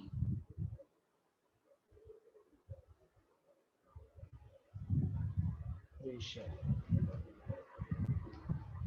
ये ऑप्शन फोर्स में पहला question है, मैं खुद करूंगा। बी ऑप्शन है 315 10 to the power -3। सी सब आपको आ जाएगा, देखिएगा भी -3। D option 178 10 to the power -5। लिख लिया तो बताइए सारे लोग। यस सर लिख लिया। आमना, कसक, सब लोगों ने लिख लिया, बताइए। Yes sir. अच्छा, पहला कंफ्यूजन होगा पहले लाइन में, KH value for the molality. Sir molality क्यों लिखा है? यहाँ मोलैलिटी की मीनिंग लिख लीजिए सॉल्युबिलिटी। अब लैंग्वेज, अब अनुवाद कीजिए, KH value for the solubility of methane. देखिए लैंग्वेज बन रहा है कि नहीं? अरे बोलिए ना हाँ या ना। उसी सॉल्युबिलिटी को बोला, तो कंफ्यूज नहीं होना है। यहाँ पर वो जानबूझ के लैंग्वेज लिखा, आप उसको अनुवाद कर दीजिए। मोलैलिटी क्या है? कंसंट्रेशन है, मतलब सॉल्युबिलिटी है। हर जगह यही लिखा रहता है, solubility of methane, solubility of oxygen, वहां लिख के मोलैलिटी लिखिए। तो एक कंफ्यूजन ये कि मोलैलिटी का यहाँ पर कोई रोल नहीं है। अच्छा आप बताइए केएच की यूनिट किस फॉर्म में दी हुई है? प्रेशर के फॉर्म में दी हुई है, हाँ या ना? जल्दी बताइए। Yes sir. Yes sir. तो क्या इस्तेमाल होगा? P is equal to K, pH is equal to KHXP इस्तेमाल होगा? जल्दी बताइए हाँ या ना। Yes sir. तो XB आपको निकालना है, बस 3 लाइन का आंसर। XB क्या है? सॉल्युबिलिटी। कितना है pressure? 760 and 4.27 10 to the power 5। तो अब इसको जब सॉल्व कीजिएगा तो 178 आएगा। This is the answer. तो आप देखिए, मैंने वही कहा था ना, क्यों मैंने ये लिखवा दिया था आपको। ये देखिए मैंने क्यों लिखवा दिया था, कहाँ गया हेनरीज लॉ, कहाँ चला गया? Oh my God. मैंने आपको लिखाया था कि देखिए मोल फ्रैक्शन क्या बताता है, जल्दी बताइए क्या बताता है? सॉल्युबिलिटी। हाँ वेरी गुड। देखिए न्यूमेरिकल में ये भी वही लिखा, सॉल्युबिलिटी निकालें। तो आप समझ जाइए मोल। आपको क्या सर सॉल्युबिलिटी कहा तो हम मोल फ्रैक्शन क्यों निकालें? रे भाई मोल फ्रैक्शन भी वही बता रहा है। तो अब देखिए 3 लाइन 4 लाइन का आंसर। बहुत सारे लोग इस लाइन को देख ही के डर जाएंगे, हाथ थरथराने लगेगा। नो हाथ थरथराना है आपको। आपको देखिए केएच की वैल्यू को चेक कीजिए, प्रेशर है, झट से फॉर्मूले पर पुट कीजिए, 10 सेकंड में आंसर आएगा। Did you understand everyone? Yes sir. कोई डाउट है तो पूछिए, कोई डाउट है तो पूछिए। समझ में आया न्यूमेरिकल क्यों ये फार्मूला यूज हुआ? ये नहीं कि एनसीईआरटी में नहीं, लॉजिक के साथ केएच की यूनिट प्रेशर के टर्म्स में है, केएच की यूनिट प्रेशर के टर्म्स में, that the reason P is equal to KHX भी इस्तेमाल हुआ। बोलिए any problem?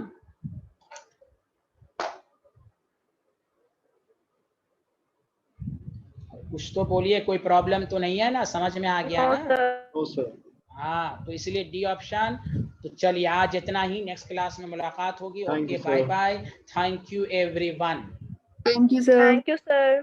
Thank you Thank you, thank you sir. Thank you everyone. Sir हाँ बोलिए साइंटिस्ट। हाँ